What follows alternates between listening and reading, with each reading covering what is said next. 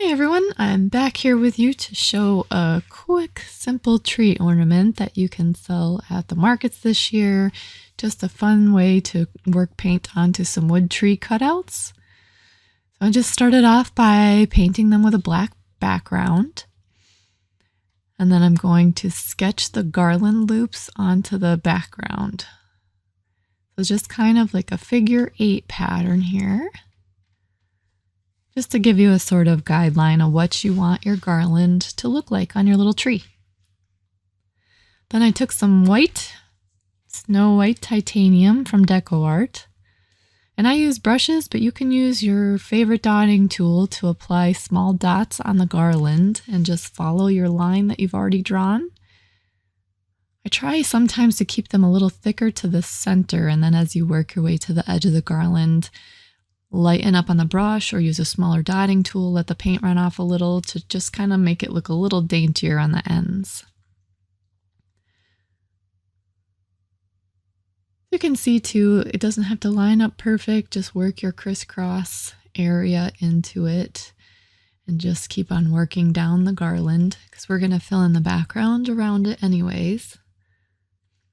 Lots of time with dotting. Everyone's too hard on themselves, so go easy on yourself and enjoy this fun, quick little craft. Just finishing up the white around the bottom here. And you can do this on a larger scale too. I kind of stole my idea from a really early on Christmas tree or design that I had made. And then I'm switching here to blue mist, but you can pick your own colors. I just think if you fill it with a muted green first, and then we'll use a brighter green on top. It just gives it a little bit of depth, and they show up nicely on the Christmas tree or wherever you want to hang your ornaments. So this is just haphazard fill work. You just put big, little, all around, filling in your negative space here. And I constantly just take a step back to look at it and just make sure that I'm filling in. I don't have too much of a density in one area, but really it's just a haphazard fill, big and little, big and little, big and little.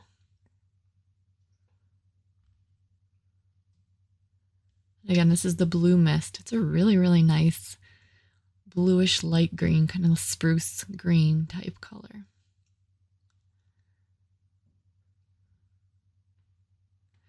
So this is Extreme Sheen Sterling Silver. I did have to use 2 coats of this one. Some of these are a little, I don't want to say tacky because it sounds bad, but it's sticky. It's just a different consistency sometimes with the paint, and it may just be that these are older. You can see mine was well loved. All right, switching to some burnt sienna for our trunk. I'm just going to do some swipes here just to kind of delineate the trunk area. And I think too, you could dot it, but I feel like doing something different in the trunk area just kind of separates it from the rest of the tree.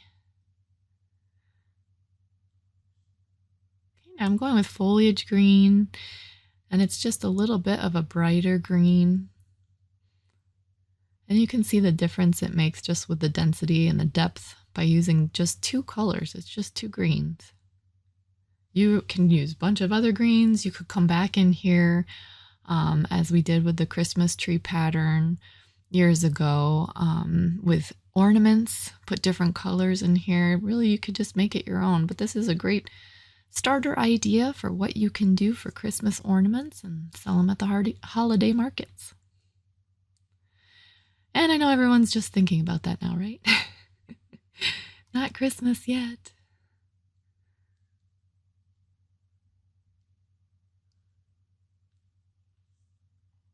You can see too, I'm even overlapping them. If there's an area that looked empty, you could just put a couple extra.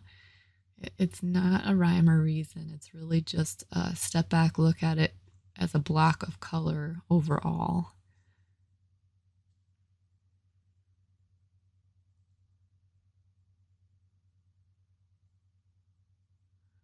And they're overlapping, they're running into one another, they're on the blue mist, they're on each other, so it just helps to kind of put that color blocking in, but with dots. And that's really the basis of pointillism, especially with fill work.